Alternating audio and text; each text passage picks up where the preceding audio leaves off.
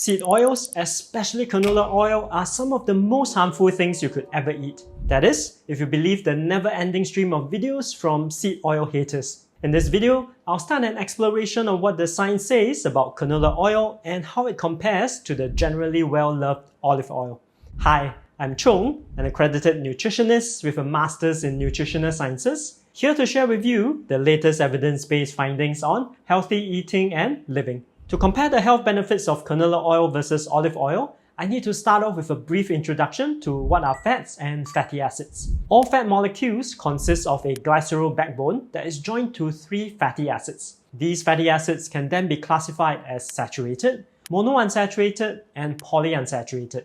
A monounsaturated acid has 1 double bond, a polyunsaturated acid has 2 or more double bonds, while a saturated fatty acid has no double bonds. When we talk about saturated fats in animal products and tropical oils like coconut oil, we are referring to the saturated fatty acids. Similarly, when we talk about healthy fats such as oleic acid in olive oil and avocados, that is an example of a monounsaturated fatty acid.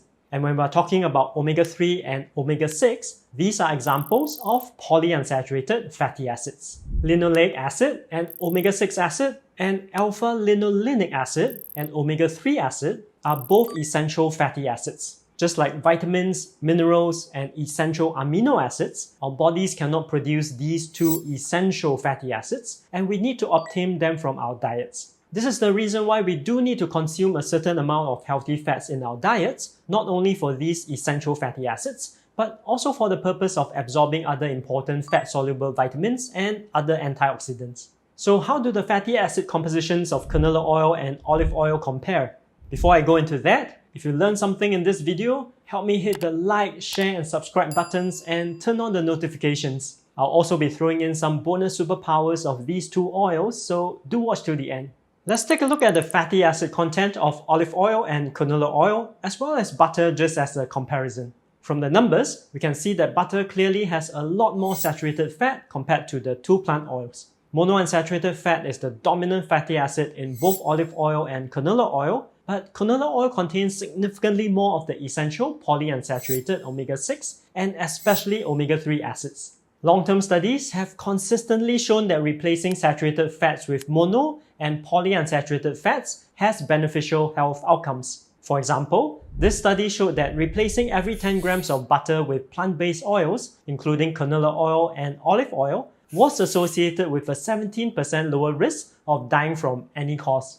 10 grams of butter or oil is only slightly less than 1 tablespoon, a very achievable swap in our diets. In addition, saturated fats increase LDL cholesterol levels, while polyunsaturated fats reduce LDL cholesterol levels. Monounsaturated fats, on the other hand, have a neutral effect, neither increasing nor decreasing these levels. As such, from the fatty acid compositions, even though olive oil has a well-marketed health halo due to its central role in the Mediterranean diet, we can see that canola oil has an even more favorable fatty acid profile when it comes to heart health. For example, this meta-analysis looked at 13 randomized controlled trials and found that replacing olive oil with canola oil reduced LDL cholesterol levels by an additional 6.13 milligrams per deciliter. Both canola oil and olive oil are healthy oil options, especially when replacing saturated fat. But do the oils contain any other superpowers? Before I go into that, if you enjoyed this video, it would be amazing if you could help me share it with just one other person.